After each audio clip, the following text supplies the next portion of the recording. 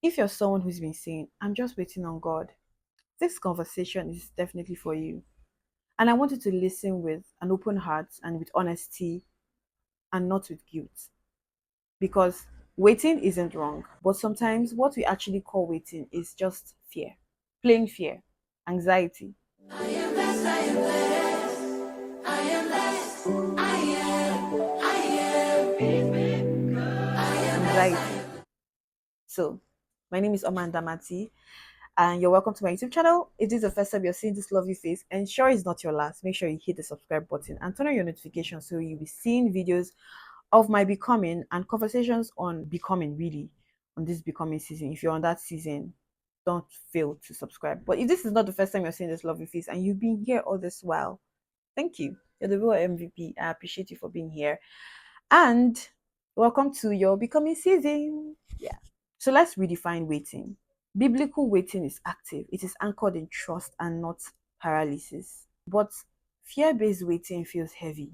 There's always a heaviness that comes with it. It feels like hesitation. It keeps you rehearsing the same prayers while avoiding the same decision.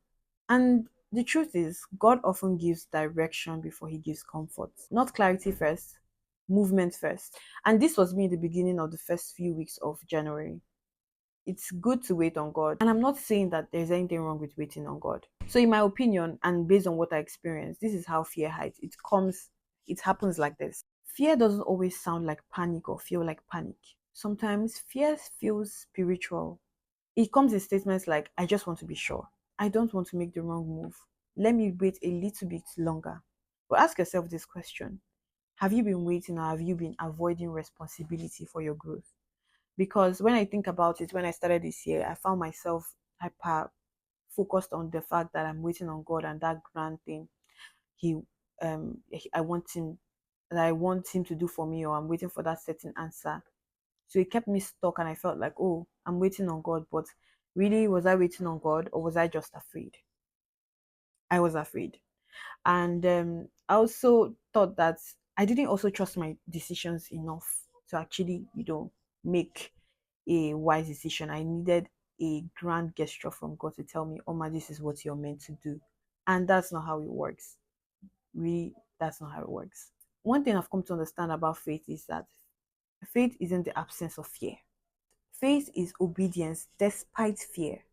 So if you're in this becoming season, I want you to understand that becoming the best version of yourself requires honesty, undiluted, not sugar coated, just plain truth and honesty of what is happening in your life currently. Honesty about what you're afraid to lose. Honesty about what staying comfortable is actually costing you. Sometimes it's costing you your peace. That comfort zone that you think that you're okay with is costing you your peace and taking away what God is actually trying to do in your life. That's why I created the Becoming Hard Work book, the whole method. It is not to rush you, it is to help you hear yourself clearly in God's presence.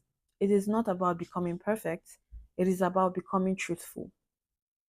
Truthful with yourself deep down. If you're ready to stop calling fear waiting and start working intentionally with God, the Becoming Hard Workbook is linked in my description box, so feel free to explore. Take your time, but don't keep abandoning yourself. Thank you for being here, and don't forget to subscribe. Hit the notification button so you can be seeing updates on my becoming talks of your becoming season. And as always, my love, stay golden. Love you. Blessed with another chance, blessed with another chance, blessed with another chance,